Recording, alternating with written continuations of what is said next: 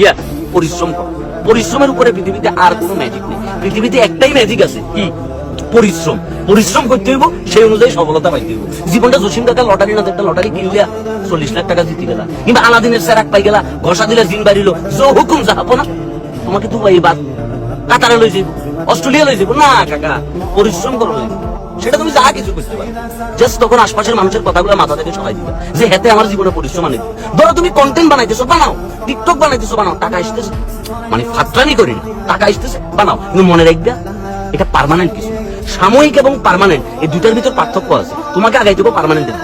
ধরো আমি কন্টেন্ট বানাইতেছি, টাকা আসতেছে, কিন্তু দিন শেষে আমার কিন্তু ব্যবসা আছে। ওইটা আমার মূল খুঁটি, যে সোশ্যাল মিডিয়া বন্ধ হয়ে গেছে, প্যারা নাই, আমি আমার ব্যবসা করি, পরিশ্রম করুন, কামলা দিব, আম বেচমু, জাম বেচমু, রস বেচমু, কোনো প্রবলেম নাই। দিন শেষে তোমার শক্তি তুমি, দিন শেষে তোমার এনার্জি তুমি, দিন শেষে তোমার পরিশ্রম তোমাকে করতে হবে।